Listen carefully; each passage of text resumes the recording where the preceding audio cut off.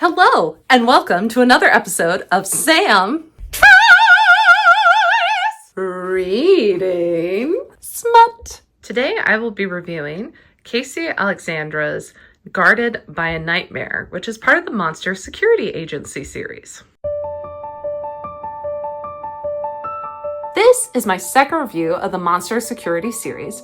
My first review can be found on my Patreon. It's Guarded by the Leshy, and it's by a different author. So the Monster Agency series is a collaboration between 4 different authors. It may be 3, but I believe it's 4. They all happen within the same world. There are some characters that appear multiple times throughout the series, but you don't need to read all the books to enjoy whichever one you want to pick to read. You won't get lost is what I'm trying to say. So pick up the one that speaks to you, because this is monster smut. And if you're like me, not all monsters speak to me. First question you may be asking yourself is, Sam, what is a nightmare? That's a great question. From what she describes, and it's kind of a running joke throughout the whole thing. What are you? Essentially, he is a human, or he was human. He's no longer a human, who is trapped to this hourglass and trapped to this one family as well. And the security agency only uses him in very desperate circumstances, essentially, because he will murder people. He is an unaliver. He is only picked for bad things, and then he will return to the hourglass. But essentially, whoever is the person he's guarding, it's not even guarding, I would say, compared to the other series. It's more of a deal that I want you to kill someone for me because they did something bad to me, which is the case in this one, but apparently some of his other cases have not been that. They've just been bad people who just want to do bad things with someone with immense power. It reminds me a bit of a djinn,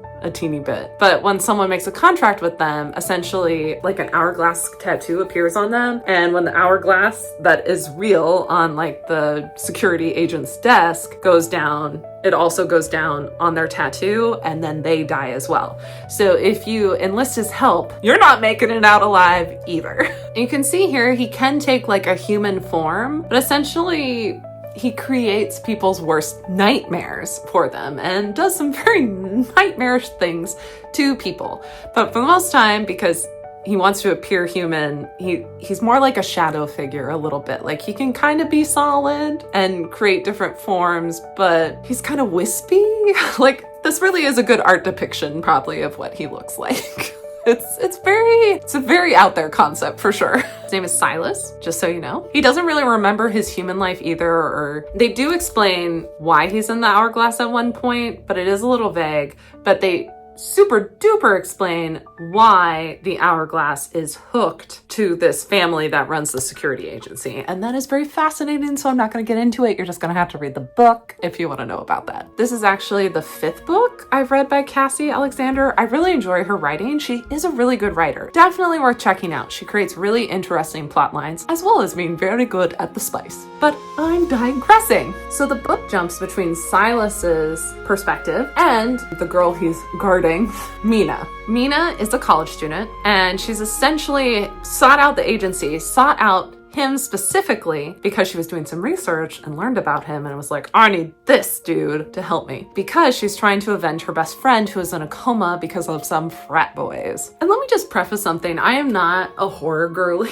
whatsoever, so it is very strange that I was like, I'm gonna read this book. And I actually bought it for Halloween as a Halloween read, because I'm like, I'm gonna push myself to do something a little scary. And honestly, this book delivered so well. It is scary, but it's scary. I don't even know if I'd say scary. It's very campy. It reminds me of a Buffy the Vampire Slayer episode. She's in college. There's this nightmare helping her destroy some frat boys who are evil. And these frat boys are in a cult. It's very much WBCW campy show. And I love it. So if you like Buffy the Vampire Slayer, you are gonna love this book so much. I am gonna read the author's trigger warnings though, because there is some very triggering things in this book compared to a lot of the books that I review here. So I just want you to be aware before going in. This is just what the author says. Hey y'all, this is a dark book. And she is correct. It is very dark. I know. I've warned you about that before at the front of other books, and I was right, wasn't I? She is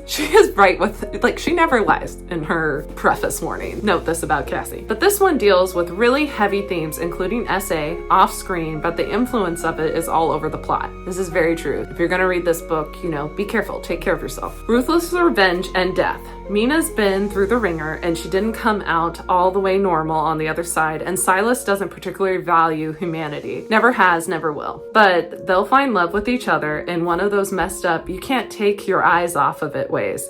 It's just that they're not ride or die. They're die or die.